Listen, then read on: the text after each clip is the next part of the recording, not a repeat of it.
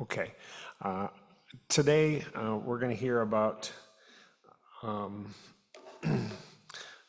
prison reform and bail reform. We got a twofer today. Okay. Charles B. McKenna, is a partner in white-collar criminal defense and investigation practice at the law firm of Riker Danzig in Morristown, where he also lives. Charlie's had a stellar career. He was chief counsel to Governor Christie. He was chief of the criminal division of the U.S. Attorney's Office for the District of New Jersey, and spent 4 years as CEO of the State of New Jersey Schools Development Authority, which, by the way, would be a talk all by itself. And in those 4 years, he served under both Governors Christie and Governor Murphy. I first met Charlie when he served as the director of the New Jersey Office of Homeland Security and Preparedness, and I was at the federal DHS, and he coordinated all aspects of the New Jersey disaster preparedness, Homeland Security, and terrorism deterrence efforts. And we can only hope he isn't drafted to go down to Tampa and help those guys out. Charlie's going to, as I said, speak on prison and bail reform, and I'm going to stop talking and let him talk, because that's what we all came for.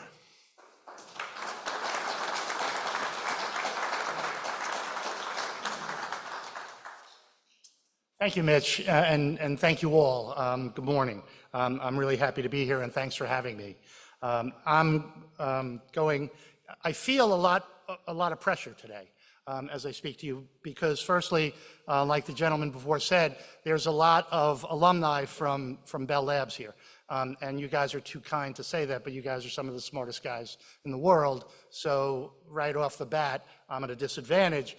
But more importantly, I think if I don't do good and Harvey from Westfield doesn't come back, that's going to be a personal failure on my part.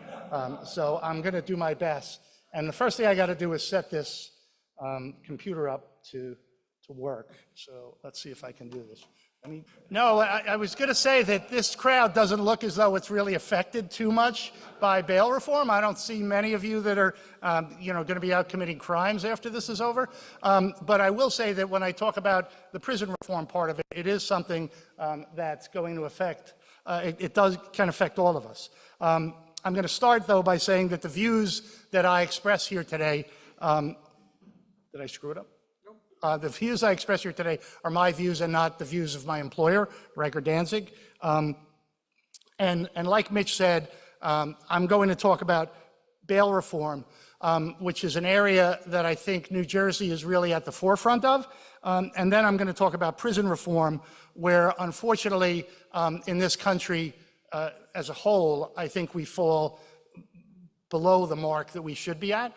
And because of that, I'll explain that I think that makes us all a little less safe. I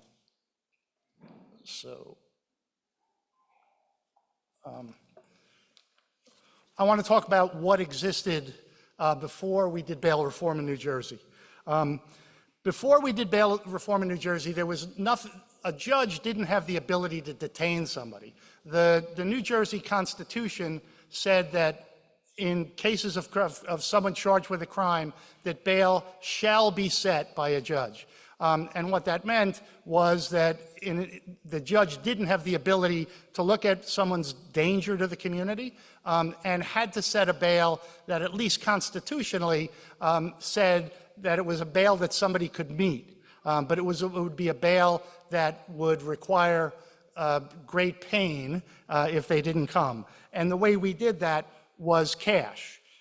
In order to ensure that someone returned to court, judges would impose a cash bail, a certain amount of money, $10,000, $100,000, whatever the judge felt was necessary to be able to ensure that the person would come back to prison, to come back to court the next time, but it was an amount that someone should be able theoretically to meet. And that gave rise to the bail bonds industry. And the way bail bonds works is that if I am a defendant in a case and I'm arrested and the judge sets my bail at, say, $100,000, I could go to a bail bondsman and pay the bail bondsman $10,000, which, by the way, I will never get back, and the bail bondsman will post the other $90,000, so it's $100,000. So generally speaking, when judges set bail, the defendants had to come up with 10% of that money in order to get out. The problem was, with our bail system, was that there were many small-time, non-violent criminals who didn't have any money at all. They were living week to week and they didn't have money. So if I'm somebody who's addicted to drugs and I get arrested for shoplifting, I will have bail set at, let's say, $10,000. That would mean I have to come up with $1,000 to get out of jail. But many of these small-time, non-violent criminals didn't have $1,000. And they would languish in prison for days and weeks, to the point where ultimately they would plead guilty only because they had served more time on pretrial detention than they will ultimately when they get sentenced.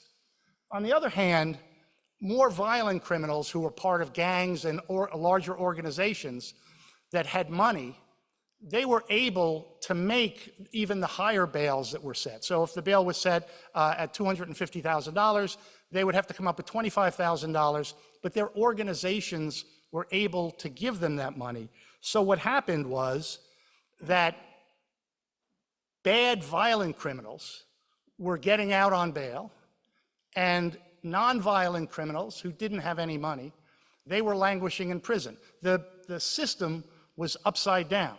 And when violent criminals get out of jail, they tend to go back to their violent ways, and that makes all of society a little less safe. In setting bails, like I said, judges were not legally permitted to consider a defendant's danger to the community. They could only consider whether you would return to court the next time.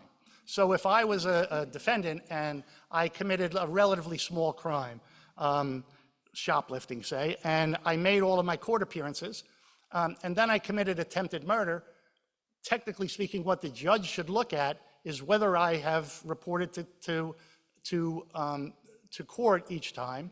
And if I did, then the judge is going to give me a reasonable bail, even though the crime for which I am now charged is a much more violent crime, making me a bit of a danger to the community.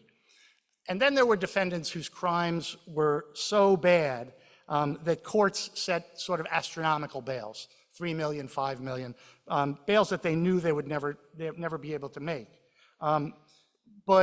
which was really de facto detention.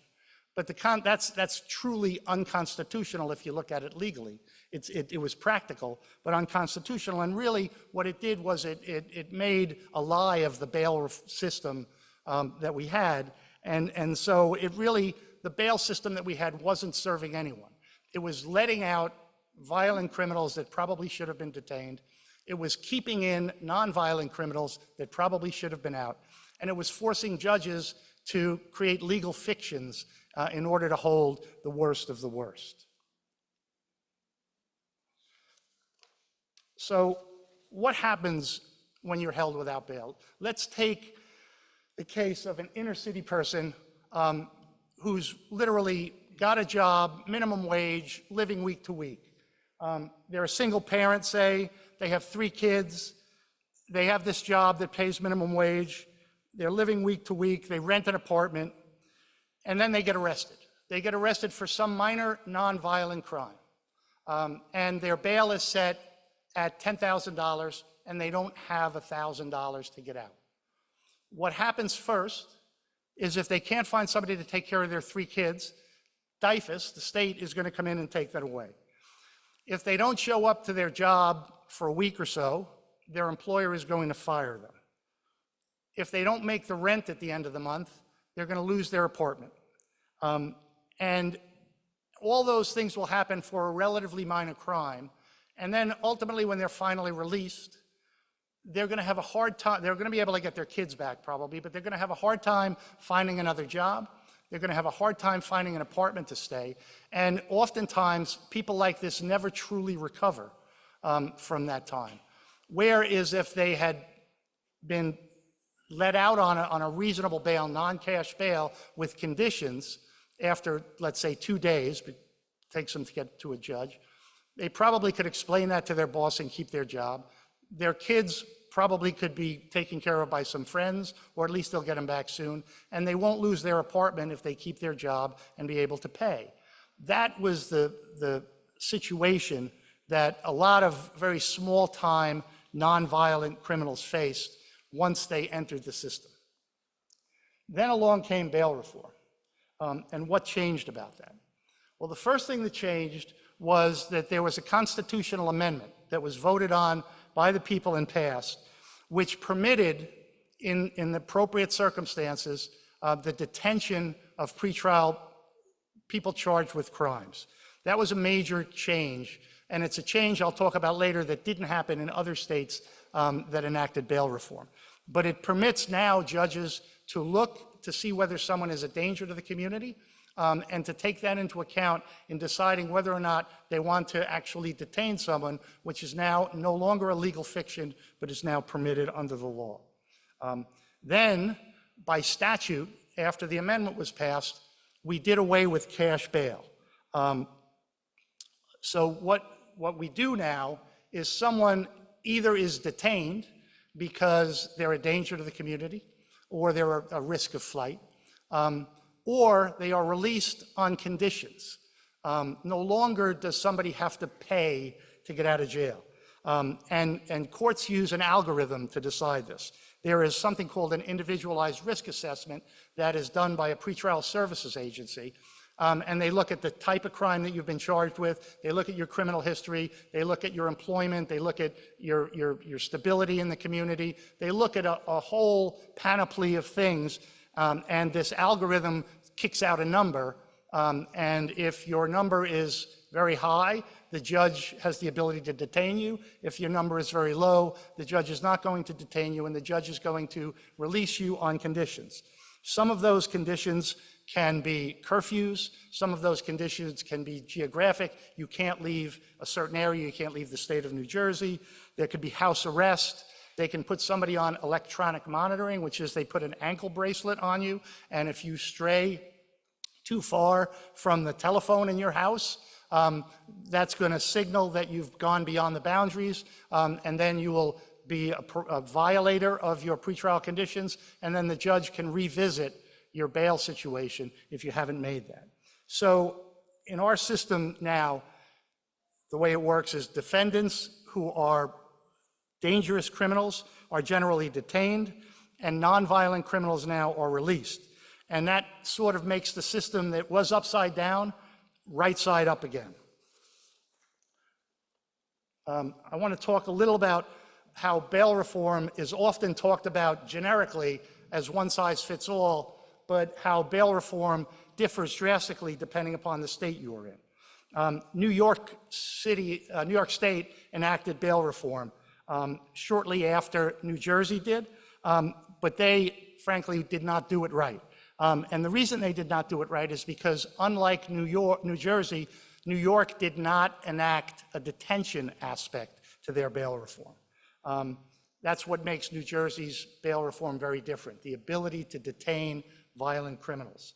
The problem in New Jersey that we have sometimes with the perception of New Jersey's bail reform is that we live in the shadows of New York, and most of our news comes out of New York. So it's Channel 2, Channel 4, Channel 7, New York stations, New York Times, the Daily News, the New York Post.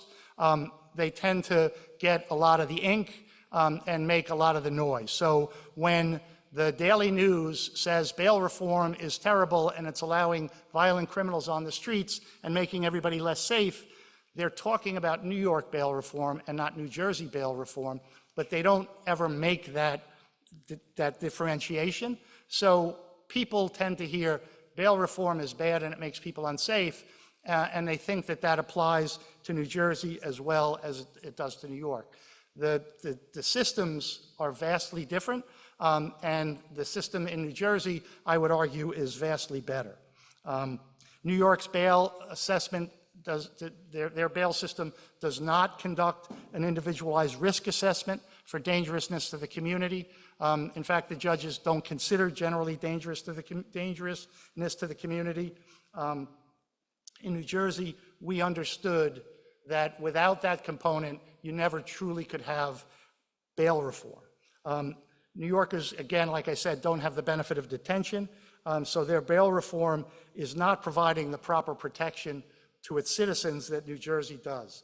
So the one thing I want to ask you all is not to fall into the trap of thinking that bail reform is the same in every state. It's very different, and in New Jersey, I think we've done bail reform fairly well.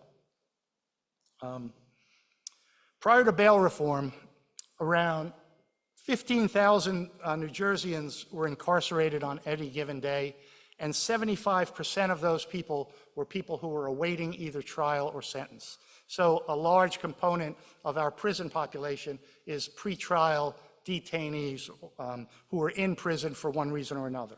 Of that number, of that 15,000, about 5,000 of those people were detained solely because they could not afford the money to get out on a cash bail.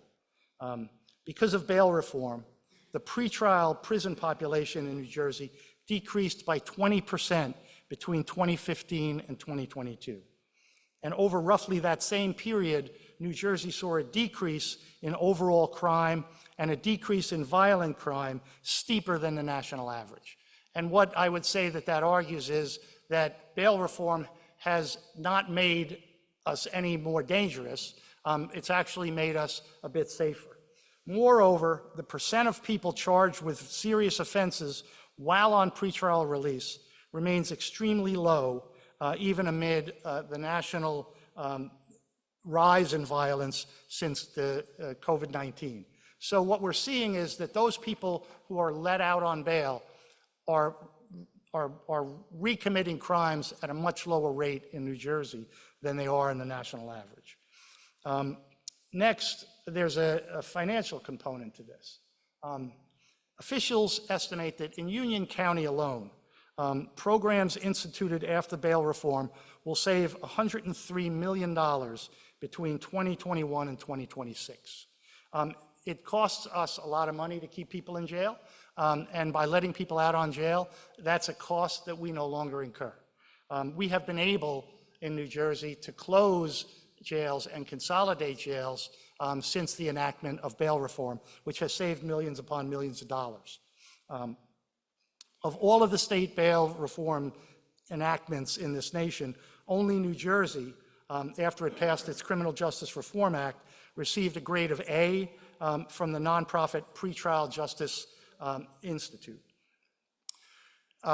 In summary, so when bail was enacted, I was part of that process because Governor Christie, who was the governor who was in charge of getting it done and who got it done, he was a federal prosecutor before he was the governor.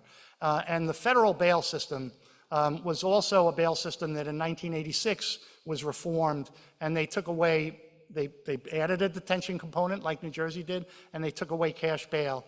And since the enactment of the federal bail system, it has worked really well on the federal side. Governor Christie, when he was the U.S. attorney, he saw that the bail system worked well, and when he got to be the governor of New Jersey, he saw the inequities in the bail system, and he wanted to make the New Jersey bail system reflect the federal system because it's a system that has been operating for many years and operating fairly well for many years.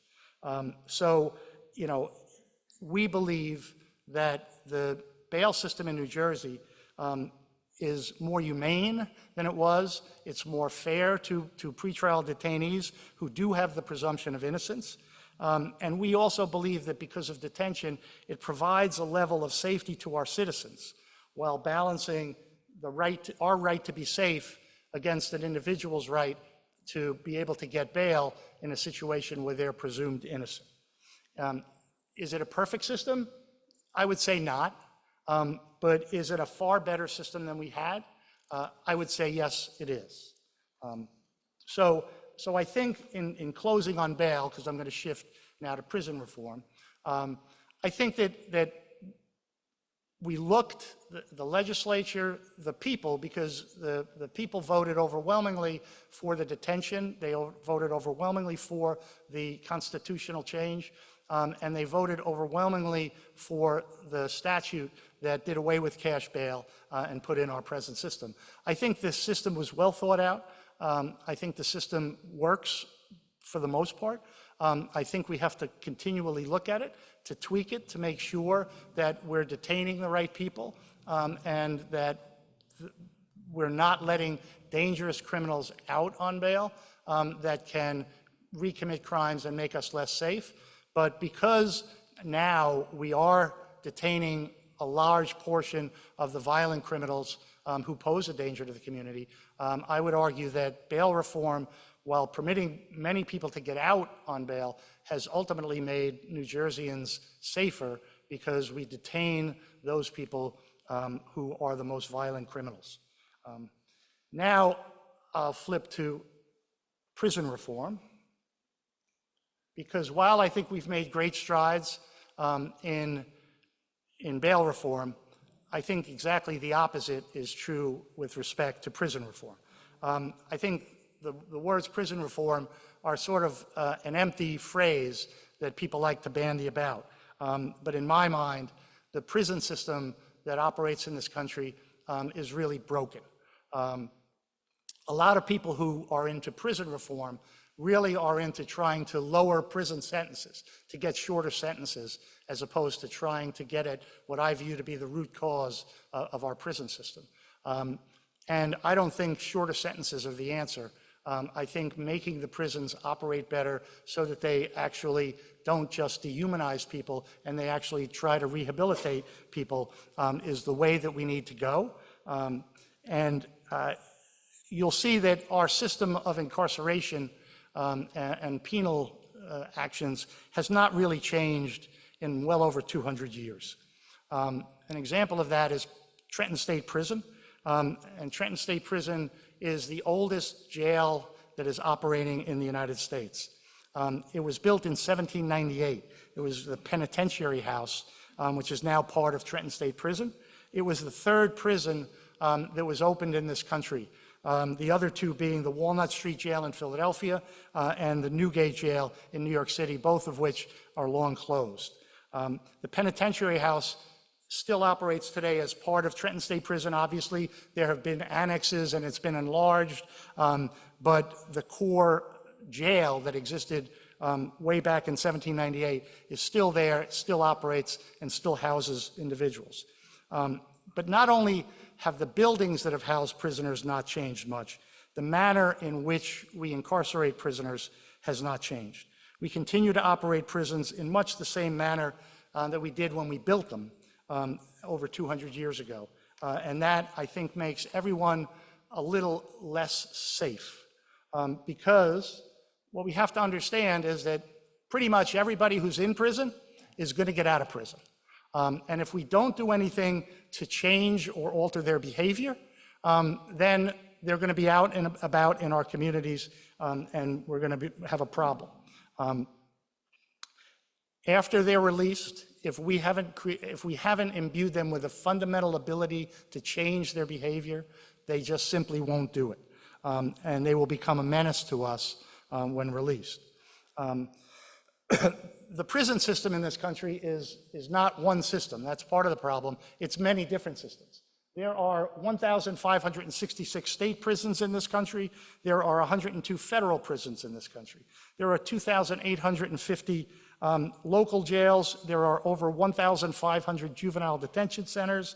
There are 186 immigration detention centers. There are 82 Indian country jails. There are military prisons. There are civil commitment centers. There are psychiatric hospitals, and there are prisons in the United States territories. All told, those prisons incarcerate over 2 million people in this country. The United States has by far the largest prison population in the world. We have the highest per capita incarceration rate, and 1 out of every 5 prisoners worldwide is housed in the United States of America. It's a staggering amount of people.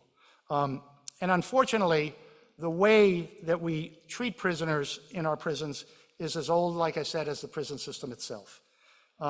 We haven't changed because there is little appetite for anybody to go to bat for prisoners who are perhaps some of the most odious citizens that we have. If I'm an elected official, a legislator, I have a lot of things I can do that's going to help me get reelected, and going to bat for the prison population is not one of them. So in order to get that change, you need somebody who's going to advocate for you, and there are very few people in this world that are going to advocate for prisoners who are sort of the underbelly of our society. But, you know, if we don't deal with people who are incarcerated correctly, if we don't rehabilitate them, and if we do not change them, then when they get out, they are going to continue to be the dangers to the community that they were before they went in, and for that, we will all be a little less safe. Richard Nygaard was a judge on the Third Circuit Court of Appeals. He's 84 now, and he was nominated by President Reagan. And he wrote a lot about prison reform. Not a lot of it anyone paid attention to, but he basically said that there are three types of prisoners in our prisons. The first type is the prisoner who made a mistake. They committed a crime, but they're not the types of people who are inherently bad, and this mistake that they made that got them in prison is not one that they're going to replicate. These are not people in this first class that need rehabilitation, because once they get out of prison, they're never going to commit another crime again. On the other end of the spectrum from those people, though, are people who are incarcerated, probably who no rehabilitative efforts are going to help. These are incurable sociopaths who, if they are let out of prison, are going to commit crimes. And so those are the two ends of the spectrum. In the middle of that spectrum, a large swath of prisoners are individuals whose conduct can be changed if we want to work at it. And they are the people who need to learn how to make good judgments, how to live by the laws, and how to get the skill sets that will permit them to be good citizens when they get out of prison. They're the big middle. And I think it's the big middle, which is well over 1 million people who are incarcerated in our prison systems, that we are failing. And when we fail them, my position is we fail ourselves. Because, like I said before, they're all getting out. And if they get out the same way they went in, the odds are great that they're going to just continue committing crimes when they get out. Our prison system presently does not give prisoners the tools or put them in a position to succeed once they are released from prison.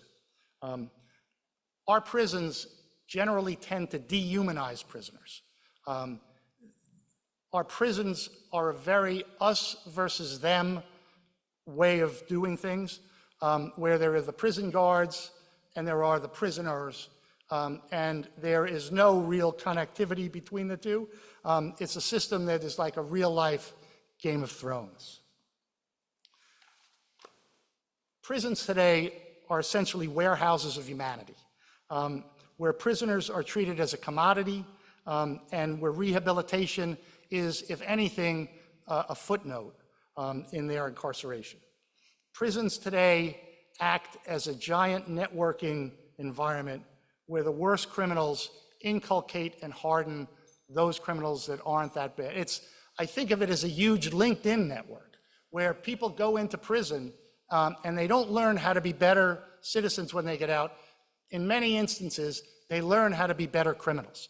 And they become hardened and they become worse criminals by having to live in the inhumane system that houses them over the years. Whether prisons make better criminals, we can all debate that. That they continue to make criminals, we cannot debate.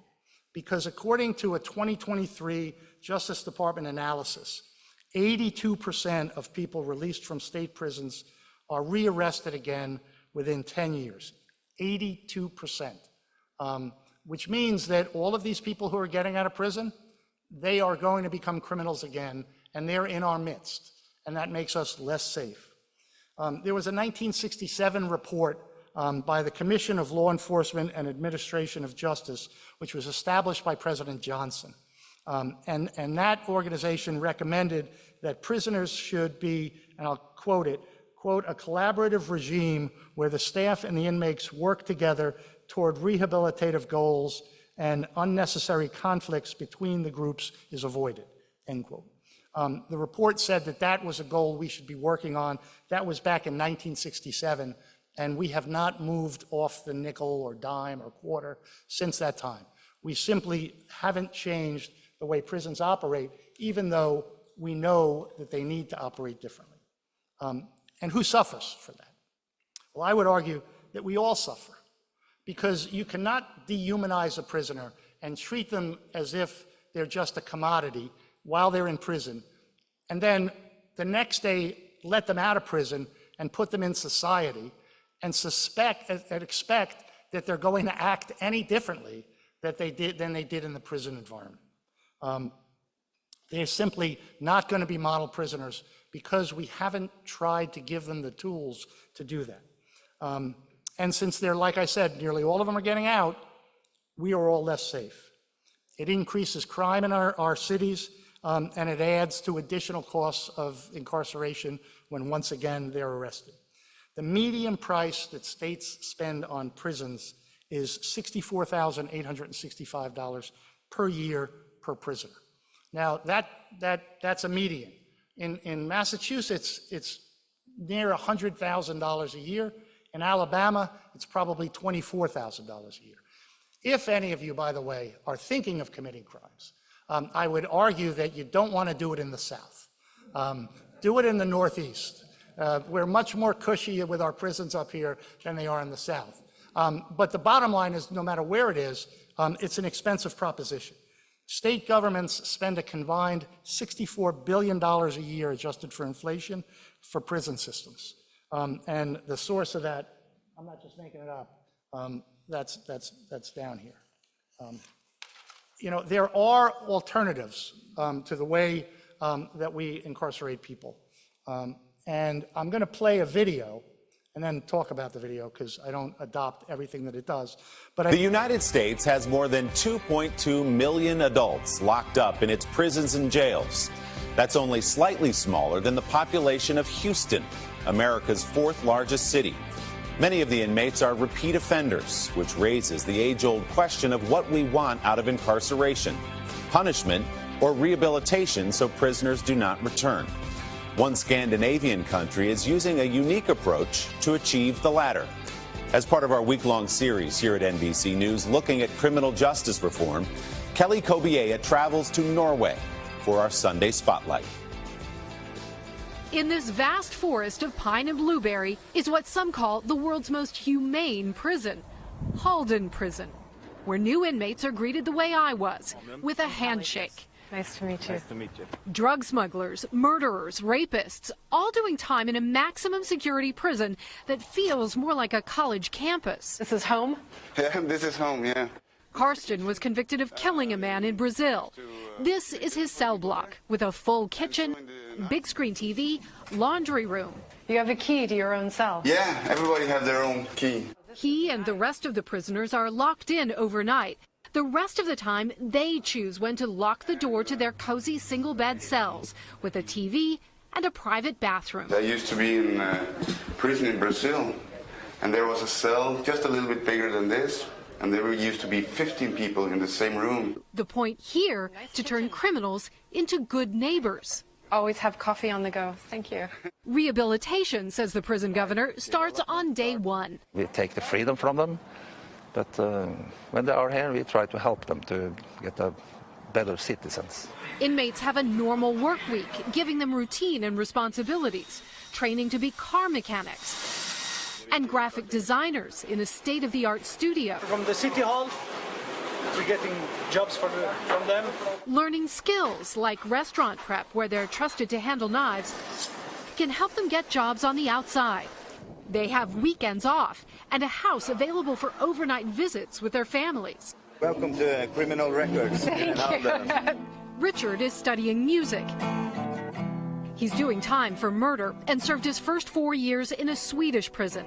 I was very hateful myself when I came here, you know, because I come from a very, very hard prison system. They really hate the guards, and the guard hated us. Do I feel like a different person now? Yeah, I do.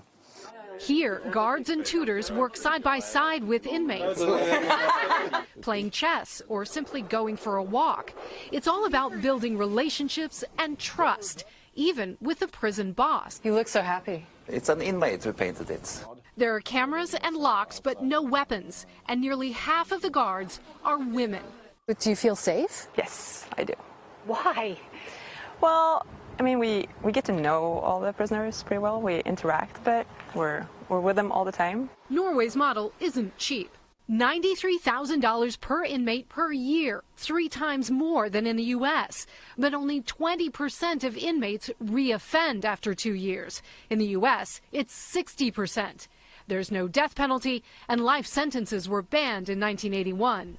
Even mass murderer Andres Breivik, who killed 77 people in a 2011 attack, was given a maximum sentence of 21 years, though that is extendable. Conservative critics say Norway has gone too far. What about the victims who actually has this feel really injustice that the people who commit this crime can actually live in this luxury? But if someone were to say to you, wow, this looks like a pretty luxurious lifestyle.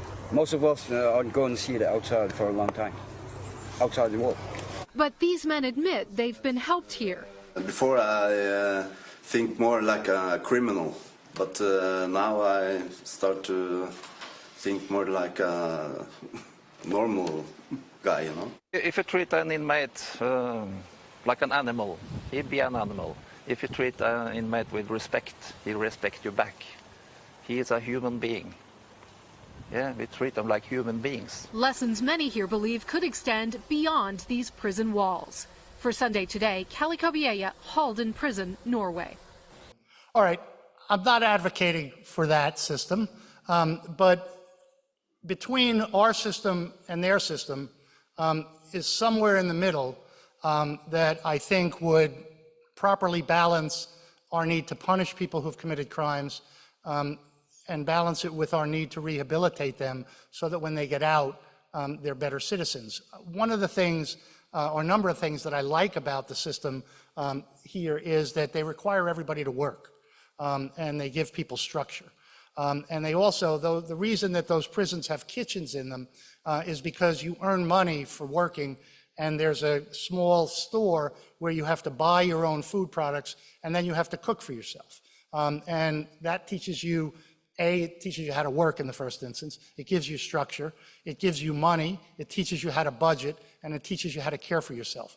These are the life skills that are the foundation of what we all learned when we were growing up. And I can tell you that many people who are in prison today lack these basic foundational skills totally.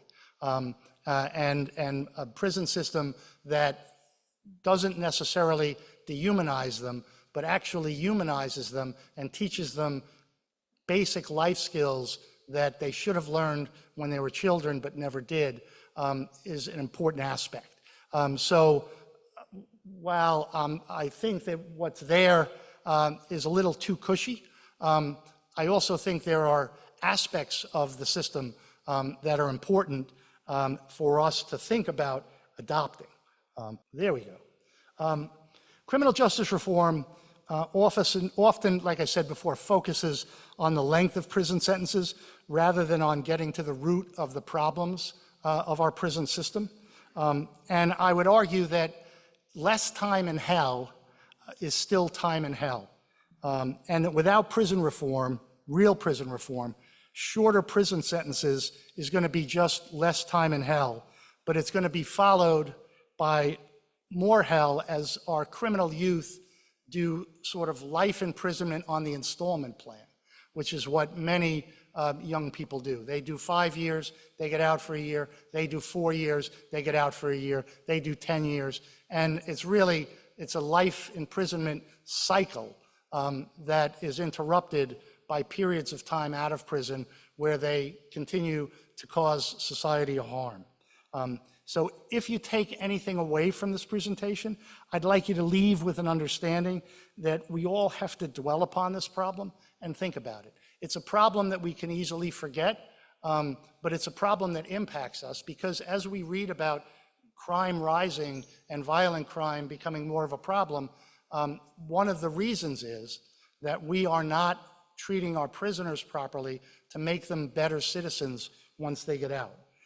Dialogue too often no longer exists, but if we are going to find a better way to incarcerate prisoners, we're going to need to talk about it to move forward. I can point up the problems, but I will tell you that I don't have the answers. I'm not up here with a magic wand to say that any of this is easy, but what I can say is that for too long, we ignore it, and we ignore it at our peril. Prisoners and prison reform is too often a forgotten about part of our society, but it is a society, it is part of our society because it affects all of our well-being. Whether prisoners come out as good citizens or more hardened criminals than they were when they went in is going to be largely dependent upon what we do with this captive audience when we have them. And we are doing very little with this captive audience. The prison systems, unfortunately, often are ceded to prisoners. In the federal system, when you go into if you're a prisoner and you go into a prison, the prisoners require that you have paperwork. They call it papering you in. They want to see, you have to show the other prisoners your plea agreement, the sentencing transcript, and what's called a pre-sentence report, because the other prisoners want to know if you've been a cooperator, a rat. And the prison system can't stop this because it continues to go on. What courts have done now is we used to put the cooperation aspects of somebody's plea into the plea agreement itself, but we no longer do that. Now the cooperation aspect is in a separate document that doesn't get filed. So rather than take the system head on and say, we've got to get this practice stopped, the courts and the prisons have just tried to work around it because that to me is an admission that the prisoners are running aspects of the prison that we can't even control. So for me, re-entry into society has to, like the gentleman said in the video, it has to start day one. We have to learn how to rehabilitate our prisoners better than we are. We have to spend money to do that. And if we do that, I think that will make us all safer when they get out. And I think ultimately in the long run, it can lower the recidivism rate and save us money. Now, like I said, there's no easy answers. But if we're going to do anything to make our prison system better, to make it more attentive to the needs of us who want to be safe when these prisoners get out, I think we need to start thinking about better ways in which to incarcerate our prisoners. If anybody has questions, I'm more than happy to chat, but right on the mark, 45 minutes. Thank you very much. I have heard that if you, let's say, you rob a house with a gun or a knife, but you don't use it, it's considered a non-violent crime. I have another question is there any statistics as far as people that don't have bail, what percentage come back? And I also have a comment regarding jails. I've been in Rikers on a professional position, and I can guarantee you that they can give any Alabama prison a run for their money. Rikers can give Alabama a run for their money, but they're doing it at 3 times the cost of Alabama. As to whether robbing a house with a gun is a violent crime or not, that's a legislative thing, not a prison thing. But I would agree with you that laws need to be attentive. And if someone's using, look, I'm not a gun guy. I think if somebody uses a gun to commit a crime, even if they don't pull it out and shoot you, if they have it with them, that's something that should be dealt with in a most severe way. So that's an important thing. How about percentage of? So yes, there are statistics. I don't have them off the top of my head, but there are statistics. But like I said, the recidivism rate of people out on bail tends to be lower now than it was, because largely the recidivists are the more violent criminals, and they tend to stay in. Now, recidivism, if you're a drug addict and you shoplift, that you're going to be a recidivist, so that may be it. So when you look at the recidivism rate, you also have to look at what crimes are being recidivated. I'll much prefer to have a recidivist who's shoplifting than putting a gun to my head. So, you know. Thank you. You're welcome.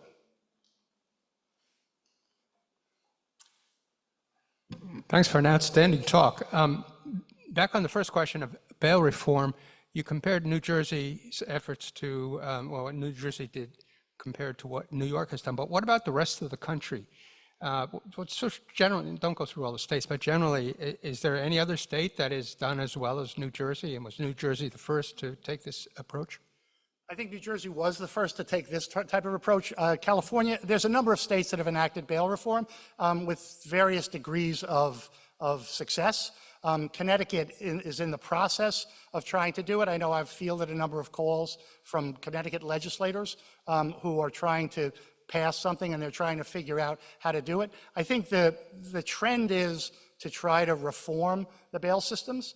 The question is, are they going to do it right?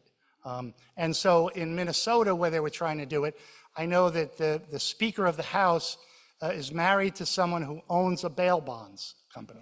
So I don't think their chances of success are going to be that good.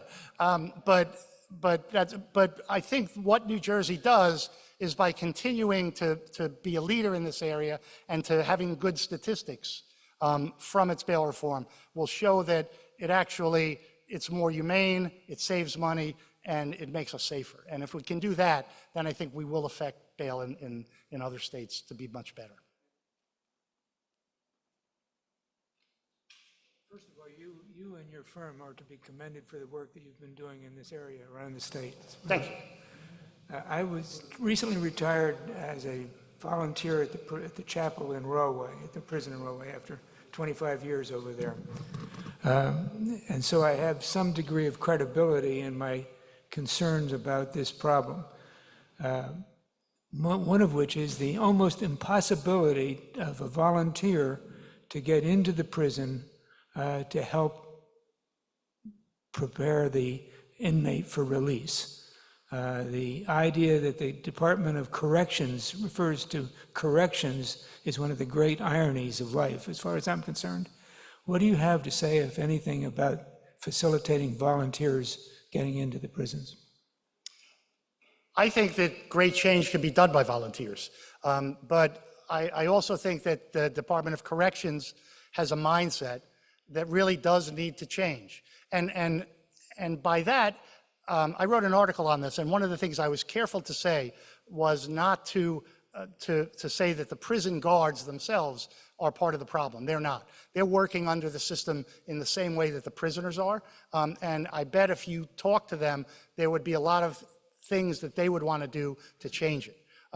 But I think that a concerted effort on volunteerism to get into the prisons, to be able to help prisoners and to give them skills that they would need is really important. But prisons become impregnable places. It's hard for me as a defense lawyer to get in, and I can't imagine somebody who just wants to come in and help prisoners is going to be able to pierce that veil without some big push behind them to do it. I know Governor Jim McGreevey has done a lot of great work with prison reentry, but it's all done on the back end.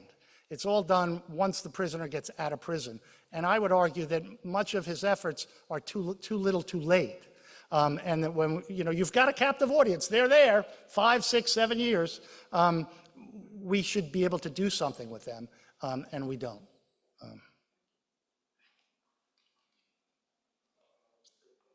Great speech. I got to drive down to Florida next week, and I'm glad you reminded me about, getting arrested in the South.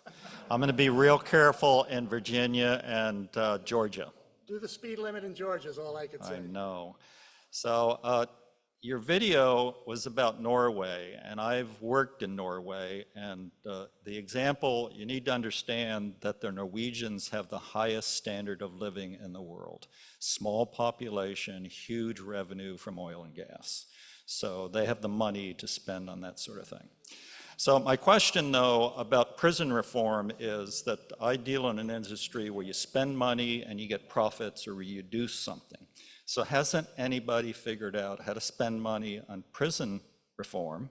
And then the benefits would be not having crime, not training criminals in the prison systems. And has any state looked into this? I'm sure they've done the numbers to figure out if you could bring the recidivism rate down, so you're not reincarcerating these same folks, that money can be saved. I mean, that's the way we looked at it with bail reform, right? In bail reform, we were told that this was going to be too expensive, it was going to cost too much money, and once we enacted it, it didn't. It actually saved money. It saved millions of dollars to counties. So I have not done the math myself, but I'm certain that there are studies on both sides, because there are statistics, there are damn statistics, and there are lies, right? And I'm sure that no matter which way you look, you'll see statistics that support both systems, but I don't have them at my thing. And the thing that I'll say about Denmark in their prison system is that prison is, they have other more prison systems that are more similar to ours. This is, you know, a sort of a pilot project, and if you have these sort of, let's call them a hybrid, if we had a system that was not that, but something, and if you're there and you know that if you fail there, you're going to go back to a normal prison system, that incentivizes people, I think, to try to be good. But let me ask you, in some places, they have prisons where they send you to a farm. They don't send you to a jail. And then there's these white-collar prisons where they send all these millionaires. So they have these, right? They don't have the rehabilitative aspects, but yes. So when you go, if you're a federal prisoner, there's different levels, right? So you can go to a maximum security prison, which is not a nice place, and then there's medium security prisons and low security prisons, and then there are camps. And camps are sort of, they're dormitory situations where they're sort of like on a farm setting, and there's no fences, nobody's walking away. And largely the Bureau of Prisons does a study on each individual and decides based upon the crime they committed and you know where they should go in the scheme of things. So yes, somebody who has committed a stock fraud, and they're not a violent criminal, and they're not likely to recidivate, and they aren't going to need intense supervision, are generally sent to a camp where it's a lot less expensive, and you can get on the softball team and stuff. But it's still incarceration. They're still away from their wives and their families, and they can't go to the store, and they can't do a lot of things. So it does have punitive aspects, but obviously they don't need to be, the determination is they don't need to be locked in cells because they don't have that security risk. They're not watching big screen TVs in their room, though. I have a question. You said about bail reform. I'm sorry. I have a question. You said you had a few tweaks you would do to the bail reform. Can you give us 2 or 3 or 4 of those tweaks? I don't have them in mind, but I think that we should look to see if individuals are getting out of prison on bail and recommitting crimes. We should look to see what the underlying crime they did was, and maybe tweak the algorithm so that a person who's committed that crime maybe is not going to be let out as readily, right? So I think we need to look at the statistics, see what the recidivism rate is with respect to that, and then constantly tweak the algorithm to make sure that and the other way we should look at it too, right? To make sure that we're only detaining those people who are a danger to the community, and maybe we're under detaining, or maybe we're over detaining. And those are the tweaks that I would look at. Online, Don Goldberg. Yes, hi. Great presentation, but it does lead to a question that I have. my takeaway from your presentation is that in this country, the system is broken. We have a very high incarceration rate and a high recidivist rate. Yet the statistics seem to show that over the last 30 years, violent crime has decreased significantly throughout the country. Can you explain that anomaly? I think that even with violent crime being on the downturn, there's still a lot of it. I mean, if you think, when I grew up in New York City, and I went to high school in the 70s, and New York City was somewhat akin to the killing fields. And it is not as violent a place as it was, but there's still a fair amount of violence going on. So I think the real answer to that is we still have a ways to go. We've been working on it, but you know, gun violence is rampant in our inner city areas. It's rampant in Chicago, it's rampant in Newark, it's rampant in New York, it's rampant in Camden, less so since they did the police changes. But you know, even though rates are coming down, there are pockets and areas in inner cities where the rates are still very high. Online, Mike Katz. Thank you very much for a most informative presentation on a couple of very important subjects. I was wondering whether you have an opinion as to what how the conditions prevailing in New Jersey state prisons compare with those of other prison systems. I've been in a lot of New Jersey prisons, but I've thankfully not been in prisons outside. I can tell you that even if they're better than others, they're not places I particularly want to be. But I tend to think that in the Northeast, the prisons are better. The conditions are somewhat better than they are in the South, but I don't have firsthand knowledge about that.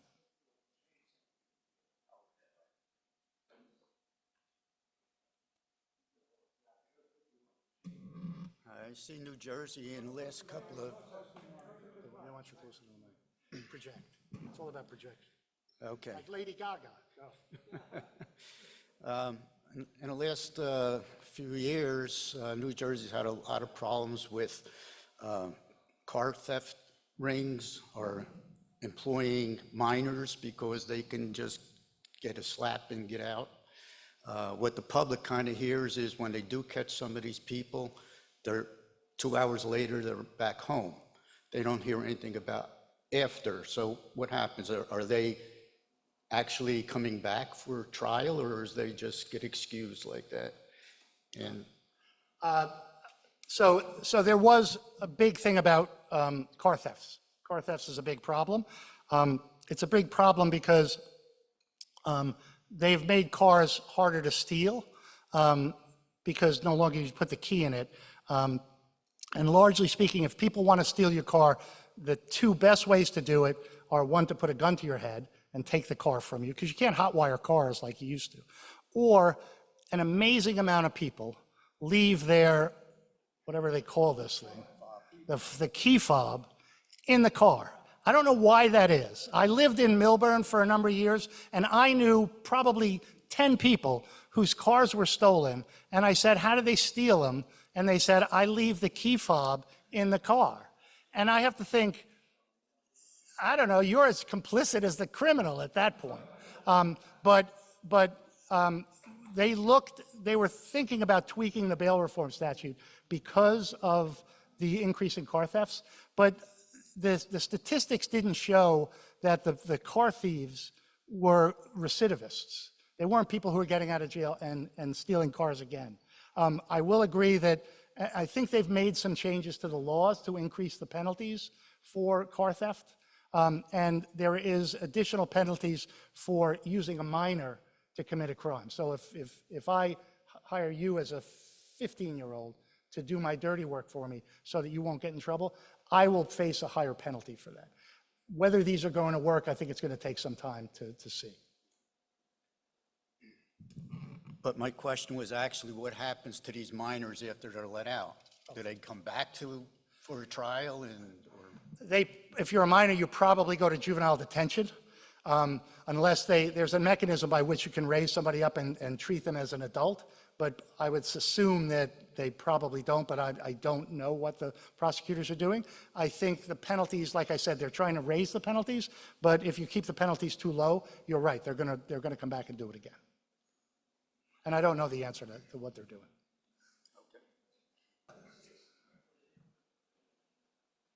Everything's complex. So when I look at this problem, I mean, it's not particularly, in the great scheme of things, complex. Because as you said, there's a balance that society should be looking to achieve. So it seems to me that it's all about setting priorities, and that not enough attention is being placed on this issue, because when something becomes a problem, it can be fixed. It's not that complex. Now, human beings are complex, but there's an answer. Okay, there was a similar. 60 Minutes had a similar presentation from Germany. You know, Americans were out there. Americans from the judicial system were out there.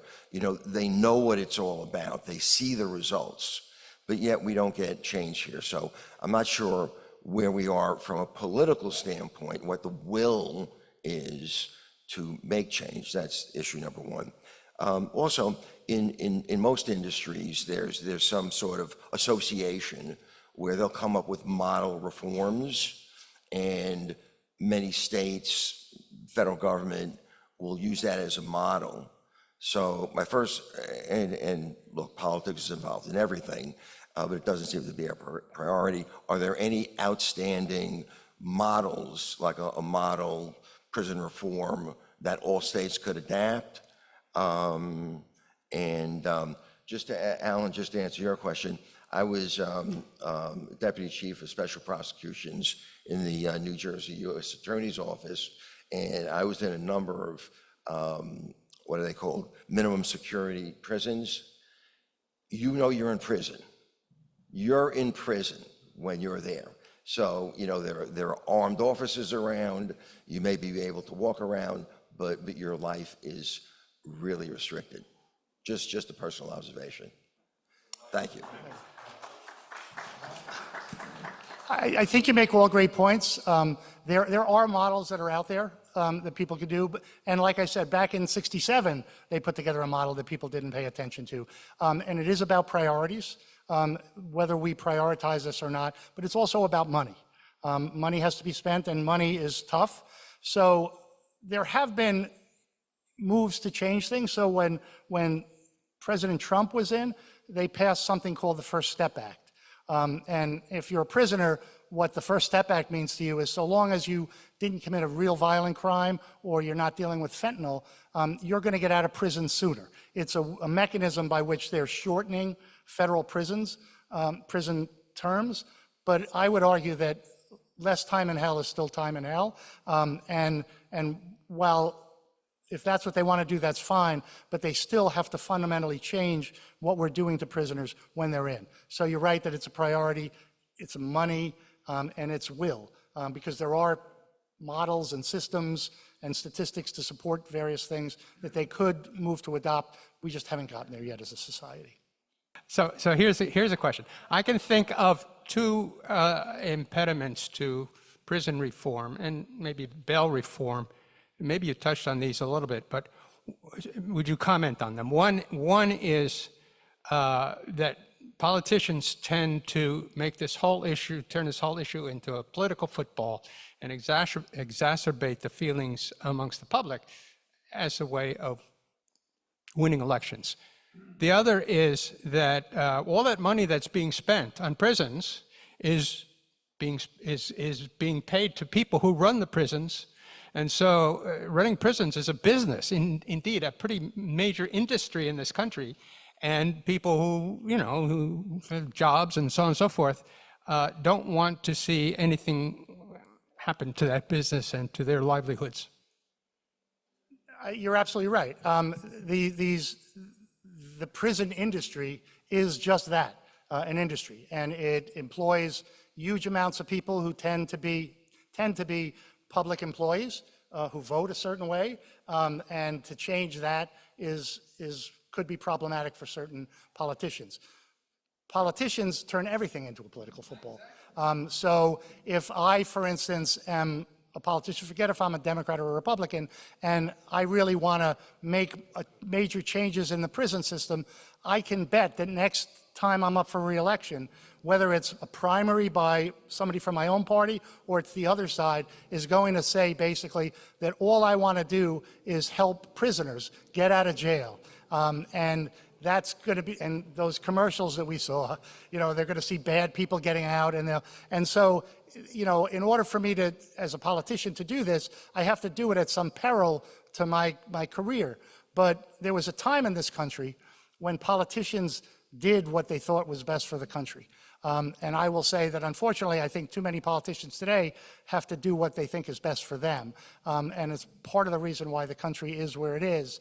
And if we want to make real change in fundamental things that are going to make our lives better, our politicians are ultimately going to have to change to decide that once again, they have to look not to their own jobs, but they have to look at making America better.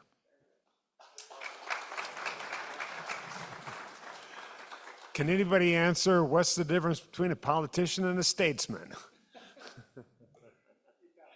All right, so first of all, I just want to mention one thing that on a personal note, my son was out at a small college in Iowa 15 years ago, and they had a program with one of the state prisons, and they would go over there and mixture of students and faculty and teach classes like, you know, American history or statistics or whatever. And at the time he was going, they could earn college credit. But by now, they can actually graduate from college while they're in prison based on this prison program.